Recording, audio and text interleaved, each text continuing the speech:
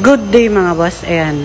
So nandito naman tayo guys sa ating sa mga second-hand car, okay? Sasagutin ko ulit dito kay Sir Jower. Ayan.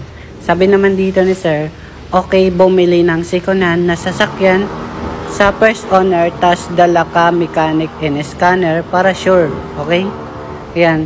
Ang pinaka-importante guys, magbili kayo ng sasakyan sa mismong company ng mga second-hand car. Huwag kayo dun sa tao kasi pag sa tao kasi minsan napipiki pa yung papel at pwede kayong takbuhan. Dito sa mga company, kagaya nito sa amin, legit, yan, siyempre masisira rin kami kasi company rin ng mga sasakyan. Siyempre masisira yung pangalan namin. Kaya mga ganun, tulad namin ang pagkuhanan nyo ng sasakyan sa mga second-hand para hindi kayo maloko, okay? So, kompleto yung mga papel at yung mga good condition naman yung mga sasakyan namin. Mga hatak ng bangko, okay? Ayan. So, sure, pwede kayo magdala mekaniko tapos scanner. Bumili nga kami ng bago na scanner para ma-scan nyo yung sasakyan namin, okay? So, babanggitin ko yung mga presyo nya guys. Doon sa Montero natin, buwan lang to nagamit mga boss. Itong karamihan naghanap dyan ang parang bago pa, as in brand new pa tingnan, okay? So, 2025 model to mga boss, 6,000 mileage lang, okay?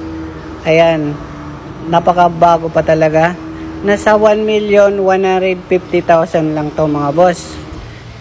Halos brand new pa lang naman talaga. Buwan lang nagamit kasi pag nagbili kayo ng brand new, kagaya nito, ang brand new nito, abutin ng 1.8 million siguro, okay? Pinakamura na ng barya na ganyan, 1.5 to 1.8 to 2 million, okay? Depende sa baryan. Okay, so ayan, makakatipid na kayo dito sa ating Montero kapag binili nyo to. So wala naman tong sakit sa ulo or ano. Karamihan kasi pag bangko, kumuha ka ng hulugan ng sasakyan, pag hindi ka nakahulog, walang awa na hahatakin yung sasakyan nyo. Okay, so kompleto ang papel.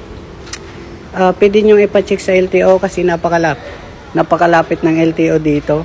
Ayan, madodouble check yung papel dito, okay? So wala kayong problema dito mga bossing pag kumuha kayo sa amin.